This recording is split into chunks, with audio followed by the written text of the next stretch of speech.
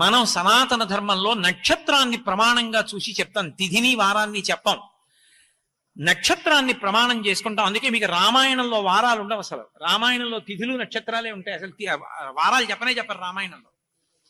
అటువంటప్పుడు కలియుగంలో వారాలు చెప్తున్నాం మనం హోరని బట్టి. ఇప్పుడు ఎవరు పుట్టినా నక్షత్రమే చూస్తాం. ఏ నక్షత్రంలో పుట్టాడండి అని జాతకం వేస్తారు. మళ్ళీ శరీరం విడిచిపెట్టేసినప్పుడు నక్షత్రమే చూస్తారు. ఏ నక్షత్రంలో పోయాడండి అంటారు. దాన్ని బట్టి ఇల్లు వదలాలా వదలక్కర్లేదా, త్రిపాది నక్షత్రమా ఇంకోటా చూస్తారు. జనన మరణములు నక్షత్రాన్ని బట్టి ఉంటాయి. ఏ నక్షత్రంలో పుట్టాడో దాన్ని బట్టి గ్రహాలు జాతకంలో తిరుగుతూ ఉంటాయి. తిరుగుతున్నప్పుడు శుభాశుభముల యొక్క ఫలితములు ఇస్తాయి. ఒక ప్రత్యేక నక్షత్రంలో పుట్టాడు, స్వాతి నక్షత్రంలో పుట్టాడు అనుకోండి, ఇప్పుడు ఏలినాటి శనిలో ఉంటాడు. కాబట్టి అప్పుడు కించిత్ కష్టం ఉంటుంది. మరి ఏలినాటి శని వచ్చినప్పుడు, ఇప్పుడు నా కొడుకు ఏలినాటి శనిలో ఉన్నాడు అనుకోండి, ఈశ్వరా వాడిని ఎక్కువ కష్టపెట్టకు, వాడిని రక్షించు అని నేను అడగాలి. ఈశ్వరా మా ఇంట్లో కుక్క ఏదో ఫలానా నక్షత్రంలో పుట్టింది, సమస్త జగత్ ఆ 27 నక్షత్రాల్లోనే పుట్టింది. ఒక్కొక్క నక్షత్రానికి 4 పాదాలు. 27 × 4 108. 108 నక్షత్ర పాదాల్లో జగత్తులో ఏ ప్రాణి పుట్టినా ఆ ప్రాణులన్నీ సుఖముగా ఉండుగాక. మా ప్రసాదం తిన్న వాళ్లే బాగుండాలని అడగడం మన సంస్కారంలో ఉండదు. 108 నక్షత్ర పాదముల యందు పుట్టిన సమస్త ప్రాణిజాతము కూడా సంతోషముగా ఉండుగాక. 108 నామాలతో పూజ, 108 పువ్వులు. కాదండి నాకు 108 చెప్తే తృప్తి లేదండి, ఎన్నో చెప్పాలని ఉంది. సహస్రం అంటే సంస్కృతంలో 1000 కాదు, అనంతం. ఎన్నో చెప్పేశాడని, ఇంకా ఎన్నో చెప్పేయాలంటే సహస్రం అంటారు. సంఖ్య 1000కి పరిమితం చేస్తారు. అప్పుడు సహస్రనామార్చన చేస్తారు. అంతేకాని ఆవలిస్తూ కూర్చుని సహస్రనామార్చన చేస్తే తంతు. ఉత్సాహంగా చేస్తేనే సహస్రనామార్చన చెయ్యాలి. ఆవలింతలు వస్తున్నాయన్న వాడికి 3 నామాలు చాలు. శ్రీరామ రామ రామేతి రమే రామే మనోరమే సహస్రనామ తత్తుల్యం రామనామ వరాననే. అంటే నా ఉద్దేశం ఆవలింతలు వచ్చేవాడి కోసమని కాదు. శ్రీరామ శ్రీరామ శ్రీరామ. ఎప్పుడు నువ్వు చాలా ముఖ్య కార్యంలో ఉండి ఆ రోజున అనుకోకుండా నిద్ర లేచి పూజకెడుతుంటే ఏదో ముఖ్యమైన కార్యం వచ్చేసింది, బయలుదేరిపోయి వెళ్ళిపోవాలంతే. ఇప్పుడు అలా బయలుదేరిపోవాలి, పూజ పూర్తిగా చేయడానికి అవకాశం లేదు. అప్పుడు ఇన్ని నామాలు చెప్పడం మానేసి శ్రీరామ శ్రీరామ శ్రీరామ అన్నాడు, అయిపోయింది పూజ. సహస్రనామాలతో పూజ చేసినట్టు. ఎందుకని? ఎప్పుడు నేను చెప్పింది సమయం తగినంత లేకపోతే, అంతేకాని నిద్ర 8ంటికి లేచి సమయం లేదనకూడదు. పూజ చేసుకునే వేళని కుదించవలసి వస్తే, అనుకోని పని తగిలి, అప్పుడు రామ రామ రామ అంటే చాలు 1000 నామాలు. ఎలా? అక్షరాల్ని అంకెల్లోకి మారుస్తారు సంస్కృతంలో. రా అంటే 2, మా అంటే 5. రామ రామ రామ 2 × 5 × 2 × 5 × 2 × 5. 2 5లు 10, 10 2లు 20, 25లు 100, 100 2లు 200, 205లు 1000. సహస్రనామ తత్తుల్యం రామనామ వరాననే. కాబట్టి రామ రామ రామ అంటే 1000 నామాలు చెప్పినట్టే. కాబట్టి ఇప్పుడు నామములతో పూజ చేసినప్పుడు పుష్పములను వాడడానికి కారణం, ఈశ్వరా మీరు మాకు చెవులు ఇచ్చారు, ఈ చెవులకు వినికిడి శక్తిని ఇచ్చారు. ఆ వినికిడి శక్తిని ఇచ్చిన కారణం చేత నేను ఎన్ని విషయాలు తెలుసుకుంటున్నానో, వాటి వలన నేను ఎంత మార్పు చెంది దగ్గరగా జరగగలుగుతున్నానో ఈశ్వరునకు కృతజ్ఞతగా మీ పాదముల యందు పుష్పములను సమర్పించుచున్నాను. నమః, నాది కాదు నీది. ఇది పంచసంఖ్యోపచారిణి అయినటువంటి అమ్మవారికి ఇచ్చేటటువంటి ఉపచారములతో పువ్వులతో పూజ చేయడానికి కారణం. ఇప్పుడు గంధ పుష్ప ధూప దీప నైవేద్యం. ఆఖరి ఉపచారం 5వ ఉపచారం నైవేద్యం. నైవేద్యం అన్న మాటకు అర్థం ఏమిటంటే, ఈశ్వర తినండి అని పరమ ప్రీతితో పదార్థాన్ని అక్కడ ఉంచి పెట్టడం. మీరు ఇంత కృతజ్ఞతాభావంతో, ఇంత పరిపూర్ణమైన హృదయంతో, ఇంత సత్వగుణంతో పూజ చేస్తున్నప్పుడు మనసులో ఉద్వేగం ఉండే అవకాశం ఉంటుందా? ఉండదు. కాబట్టి రజోగుణ తమోగుణ భూయిష్టమైన పదార్థములు, ఉచ్ఛిష్టములు నైవేద్యముగా ఇవ్వకూడదు. ఉచ్ఛిష్టం అంటే ఆ పదార్థాన్ని ఇంతకు ముందు ఎవరైనా తిని విడిచిపెట్టారనుకోండి, అది ఉచ్ఛిష్టం అంటారు. ఉదాహరణకి ఏదో బయట మిఠాయి దుకాణం ఒకటి ఉంది, కోమా బిళ్ళలు అమ్ముతున్నాడు. ఎవరికో అరకిలో కోవా బిళ్ళలు అమ్మాడు, మీరక్కడ అరకిలో కోవా బిళ్ళలు అట్టుకొచ్చి ఈశ్వరుడికి ఇవ్వకూడదు. మీరు ఉచ్ఛిష్టం ఇచ్చారని గుర్తు. వండిన పదార్థంలో కొంత తినగా మిగిలినది నైవేద్యానికి పట్టుకొస్తే ఉచ్ఛిష్టము నైవేద్యము చేసినట్టు. అప్పుడు అక్కడ జరుగుతున్నది ఉపచారం కాదు, అపచారం, తంతు, పూజ కాదది. అందుకే నైవేద్యాన్ని వండుతారు దేవాలయంలోనే. దేవాలయంలోనే వండి బట్ట కప్పి తీసుకొచ్చి ఘంటానాదం చేస్తూ నైవేద్యం పెట్టి ప్రసాదం అని భక్తులకు ఇస్తారు. అది వైదిక మార్గం, అది కారణం. నువ్వు ఏం పెట్టు, ఎంత పెట్టావన్నదంతో సంబంధం లేదు. పండు పెట్టు. రోజు ఇంట్లో పెట్టవలసింది మాత్రం ఏది పెట్టినా బెల్లం ముక్క పెట్టాలి. ఎందుకని అంటే బెల్లం ముక్క ఒక్కదానికే లోకంలో నిలవదోషం లేదు. నిన్న వండింది అన్న దోషం కానీ, నిలవబెట్టి తెచ్చింది అన్న కానీ దోషం కానీ ఉండదు. బెల్లం ముక్క కలిపి నైవేద్యం పెట్టాలి. అందుకే ఈశ్వరుడికి నివేదన చేసే పదార్థాలు బెల్లంతో వండుతారు తప్ప పంచదారతో వండరు, అది కారణం. కాబట్టి అలా ఇప్పుడు నివేదన చేసావు, ఈశ్వరుడు తింటాడా? నిజంగా ఈశ్వరుడు తినేశాడు అనుకోండి, పెడతామా నైవేద్యాలు? పెట్టాం. ఈశ్వరుడు తినే మార్గం ఒకటి ఉంటుంది, చూపుల చేత తినే మార్గం ఒకటి ఉంటుంది.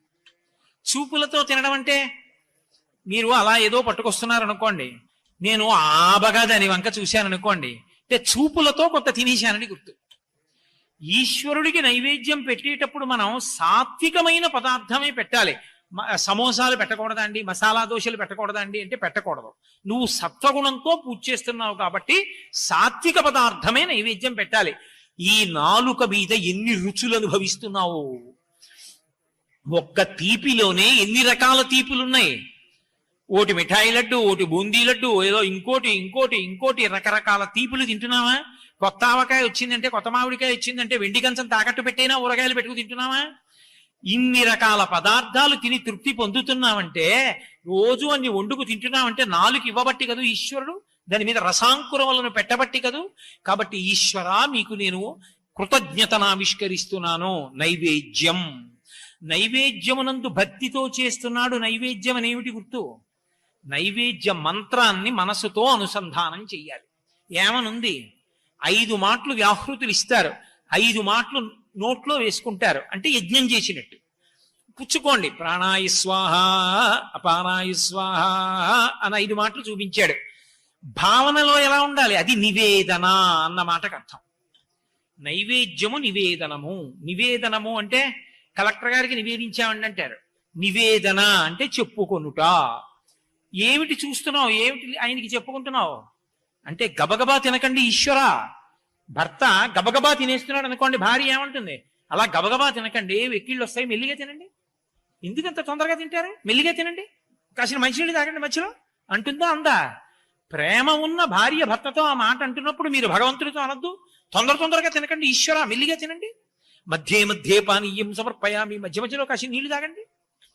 తీసుకున్నారా అంటే, ఆయన మధ్యలో నీళ్లు తాగాడంటే ఇంకా తింటాడా? తింటాడు. అసలు ఆ అవకాశం నువ్వు ఇచ్చావా? వెంటనే హస్తో వృక్షాలయం, పాలో వృక్షాలయం, దాచమని సమర్పయామి అయిపోయిందంటే నైవేద్యం. ఇంకా ఆయన ఏం తింటాడే? అదో తంతు. మధ్య పానీయం సమర్పయామి అని నీళ్లు విడిచిపెట్టాక ఆయన మళ్ళీ తింటున్నాడు. కాస్త కళ్ళు మూసుకుని ఆ పదార్థాన్ని ఆయన నోట్లో వేసుకుని సంతోషించాడని భావించాలి. అప్పుడు ఉత్తరాపోసనం సమర్పయామి, మళ్ళీ కడుపు నిండా తాగండి నీళ్లు. చేతికి చక్ర పొంగల్ అంటుకుంది కదూ, కడుక్కోండి. హస్తవు ప్రక్షాళయామి, నీళ్లు పోశారు. ఏదైనా తింటే కాళ్ళు కడుక్కోవాలి. పాదవు ప్రక్షాళయామి, కాళ్ళు కడుక్కోండి. శుద్ధ ఆచమనీయం సమర్పయామి, 3 మాటలు నీళ్లు పుచ్చుకోండి. శౌచం ఉంది. ఇప్పుడు ఈశ్వరుడు యొక్క నైవేద్యంలో నిజంగా అనుభవించి పెడితే, మనసు నిలబడితే అప్పుడు అది నైవేద్యం. ఈశ్వరుడు చూసి మనకిచ్చాడు కాబట్టి అది ప్రసాదం. ప్రసాదం తీసుకుంటే ఏమవుతుంది అంటే, ప్రసాదాన్ని లోపలికి పుచ్చుకుంటే మనం తిన్న ఏ పదార్థంలోనైనా సరే 6వ వంతు మనసుగా మారుతుంది. ఈశ్వర ప్రసాదాన్ని కళ్ళకద్దుకుని నోట్లోకి పుచ్చుకుంటే 6వ వంతు మనస్సు అవుతుంది. మనస్సు సంకల్ప వికల్ప సంఘాతము. అప్పటి వరకు ఏదో సమస్య ఉంది, పరిష్కారం దొరకట్లేదు. భగవత్ ప్రసాదాన్ని నోట్లో వేసుకున్నాడు, 6వ వంతు మనసు అయింది. ఇప్పుడు అరే నేను ఇంత తిరుగుతున్నాను ఎందుకురా? అక్కర్లేదు, మన పక్కింట్లో ఆయన్ని అడిగితే అయిపోతుంది కదా. పక్కింటి ఆయన్ని అడిగాడు, ఏమండి మీ అమ్మాయిని మా కోడలు చేసుకుంటాం అన్నాడు. అయ్యా మీరు అడగలేదని బాగుండదని ఊరుకున్నానండి, ఎప్పటి నుంచో నాకు కోరుకుంది మీ అబ్బాయికి ఇద్దామని, తప్పకుండా చేసుకుందాం అన్నాడు. ఇప్పటిదాకా కోడల కోసం ఊళ్ళన్నీ తిరిగి వచ్చాడు, పక్కనే ఉంది కోడలు. ఎప్పుడు అర్థమైంది? భగవత్ ప్రసాదం 6వ వంతు మనసు అయితే పక్కనే కోడలు ఉందని తెలిసి వచ్చింది. అందుకని ప్రసాదాన్ని కళ్ళకద్దుకు నోట్లో వేసుకుంటారు. ప్రసాదం మాకు వద్దంటే ఏమీ అవదు, ఈశ్వరుని యొక్క కటాక్షము లభించదు. అందుకే సత్యనారాయణ స్వామి వరస కథలో ప్రసాదం అక్కర్లేదంటే పడవలు వెలిగిపోతాయి, ప్రసాదం తినకపోతే పడవలు ముంచేసి శాడిస్తే భగవంతుడు కాదు. ఈశ్వర ప్రసాదమును తిరస్కరిస్తే ఈశ్వరుని యొక్క అనుగ్రహమును తిరస్కరించినట్టు. ఈశ్వరానుగ్రహం తిరస్కరిస్తే వేలబట్టున వర్షాలు ఎందుకు పడతాయి లోకంలో? ఎందుకు సంతోషంగా ఉండడం కుదురుతుంది? కాబట్టి ఈశ్వర ప్రసాదం అనగా ఈశ్వరుని యొక్క అనుగ్రహము, అది నివేదన చేత సిద్ధిస్తుంది. ఇప్పుడు పూజ ఈ పంచసంఖ్యోపచారిణి, ఈ 5 ఉపచారములను శ్రద్ధగా నువ్వు చేస్తే నీకు జ్ఞానేంద్రియములను భగవంతుడు ఇచ్చినందుకు కళ్ళు, ముక్కు, చెవి, నాలుక, చర్మము ఈ 5 ఇచ్చినందుకు ఈ 5టికి కృతజ్ఞతావిష్కారమునకే పూజ అని పేరు. మరి మిగిలిన ఉపచారాలు ఎందుకు? ఎన్నో చేస్తున్నాం కదా, ఏదో ఛత్రం ధారయామి, చామరం విజయామి, నృత్యం దర్శయామి, గీతం శ్రావయామి, వాద్యం ఘోషయామి, ఆందోళికాన్ సమర్పయామి, దర్పణం దర్శయామి. ఇవన్నీ ఎందుకు ఉపచారాలు? అంటే నీకు 5 ఆయన ఇచ్చింది? కారిచ్చాడా? కారుకు కావలసిన ఇనుము భూమిలోంచి ఇచ్చాడా? కారు వెళ్ళడానికి పెట్రోల్ ఇచ్చాడా? ఎండలో విడుతుంటే దాంట్లో ఏసీ ఇచ్చాడా? అందులో కూడా నేనేదో చూడాలంటే టీవీ ఇచ్చాడా? ఎక్కడున్నా భార్యాబిడ్డలతో మాట్లాడాలంటే ఓ సెల్ ఫోన్ ఇచ్చాడా? ఆఖరికి 2 చక్రాల వాహనం మీద పెడుతూ కూడా మాట్లాడి వాడు యమపాశంలో ఎదుటివాడి మీద పడిపోతాడు, కింద పడిపోతాడు. యుక్తాయుక్త విచక్షణకి బుద్ధిస్తే పక్కన పెట్టి వాడుకుంటున్నావా? ఇన్నిటినీ ఈశ్వరుడు ఇచ్చాడు. ఇల్లు ఇచ్చాడా? ఇంట్లో గదులు ఇచ్చాడా? గదుల్లో బల్లలు ఇచ్చాడా? కుర్చీలు ఇచ్చాడా? ఓపిక ఇచ్చాడా? ఆరోగ్యం ఇచ్చాడా? వాక్ ఇచ్చాడా? తింటే జీర్ణమయ్యే శక్తి ఇచ్చాడా? తెల్లవారేటప్పటికి మిగిలిన పిప్పి బయటికి వెళ్ళడానికి సంవరణీకంఠములు సడలిపోయేటట్టు చేస్తున్నాడా? మరి వీటికన్నిటికీ ప్రత్యుపకారం ఇదిగో ఈ ఉపచారాలన్నీ. అందుకని ఆవిడ చతుష్షష్ట్యుపచారాఢ్య 64 ఉపచారాలు చేస్తారు. నీకు సంతోషం ఉంటే ఆయన చేసిన మేలు తలుచుకుంటే ఎన్ని ఉపచారములైనా చేసి కృతజ్ఞతను ఆవిష్కరిస్తారు. అందుకే పూజ అంటే పరవశ స్థితి. పరమ పరవశంతో భగవంతుడు చేసినటువంటి ఉపకారములను స్మరించి ఆయనకి కృతజ్ఞతను ఆవిష్కరించుట. అంతేగాని దీపం ఇటు తిప్పనా అండి, దీపం అటు తిప్పనా అండి, అగరవత్తులు 2 వెలిగించాలా అండి, 1 వెలిగించాలా అండి, ఏది చేసినా ముందసలు లోపలి భావన తెలుసుకో. అది తెలుసుకోనంతసేపు తంతు, తెలుసుకుంటే పూజ.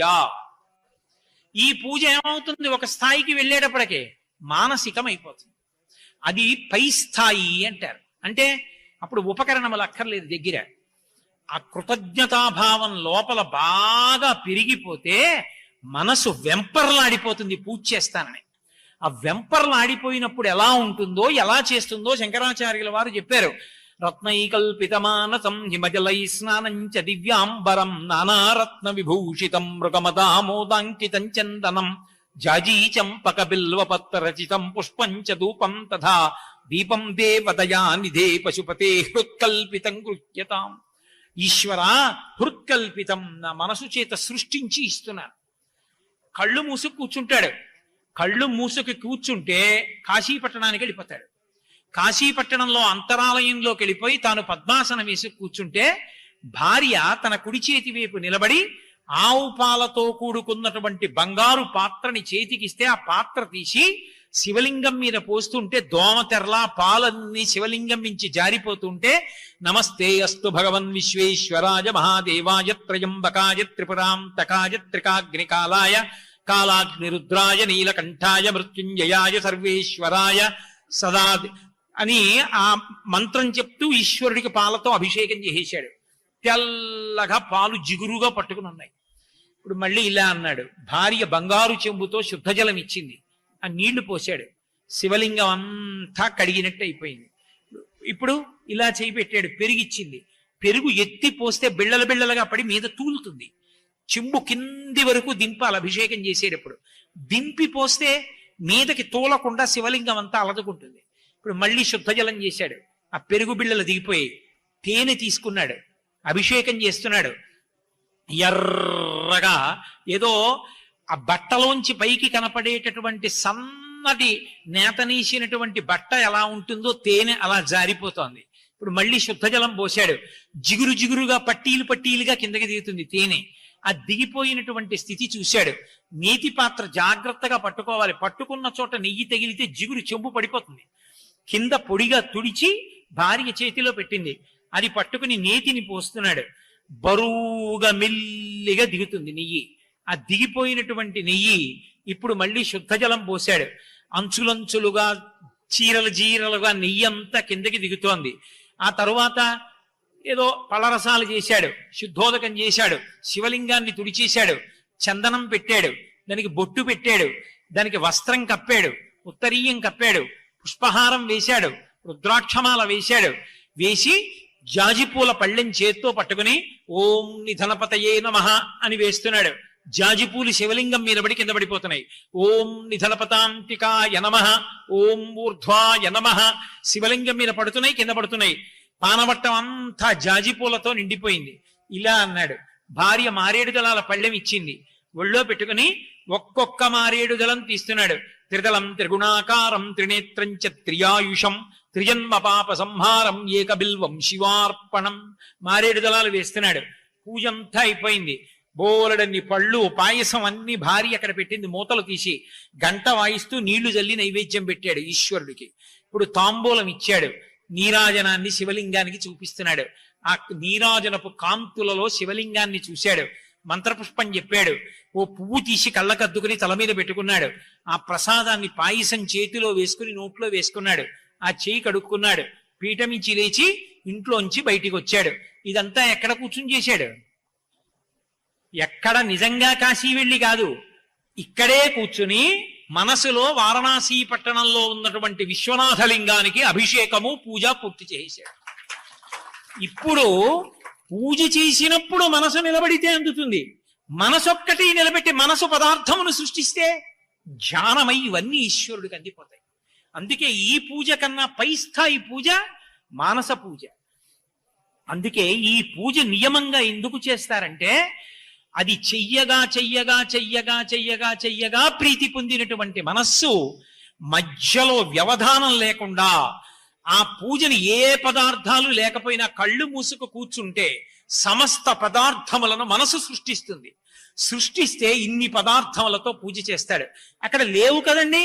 అంటే మనసు సృష్టించి ఇచ్చింది ఈశ్వరుడికి ఎక్కువ. ఎందుకనంటే మనసు నా దగ్గర పెడితే నీ ప్రీతి చెందుతానంటాడు. వటుర్వాగి హీవా ఇతిరిపి జటీవా తదితరో నరో వా యక్కశ్చిద్భవతు భవకింతేన భవతి యదీయం హృత్పద్మం యది భవత దీనం పశుపతే తదీయస్త్వం శంభో భవతి భవభారంచ వహసి అంటారు శంకర భగవత్పాదులు. నువ్వు ఏం చేశావు కాదు, మనసు ఆయన దగ్గర పెడితే నీకు ప్రీతి. ఇప్పుడు మనసుతో ఇన్ని సృష్టించి అక్కడ పెడితే ఆయన పరమానందాన్ని పొందేస్తాడు. పొంది ఈ చేసిన పూజ ఒక్క ఉపచారం కూడా తక్కువ కాకుండా పరమేశ్వరుడికి అందుతుంది. ఈశ్వరుడి యొక్క అనుగ్రహానికి పాత్రుడవుతావు. అందుకే పూజ అన్న మాటని అర్థం చేసుకుని పూజ చేస్తే తరిస్తాడు. లేకపోతే అది తంతుగా మిగిలిపోతుంది. అలా మిగిలిపోకుండా ఉండాలి అంటే ఆ పూజలో చేసేటటువంటి ఉపచారముల యొక్క తత్వమును తెలిసిన్నవాడై ఉండాలి.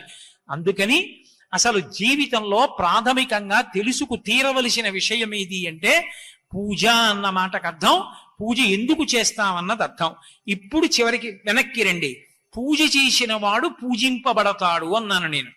ఈశ్వరుడు చేసిన ఉపకారాన్ని గుర్తు పెట్టుకుని కృతజ్ఞతను ఆవిష్కరిస్తే వాడు లోకంలో ఎవరు ఏ చిన్న ఉపకారం చేసినా గుర్తు పెట్టుకుని కృతజ్ఞతలు చెప్తాడు.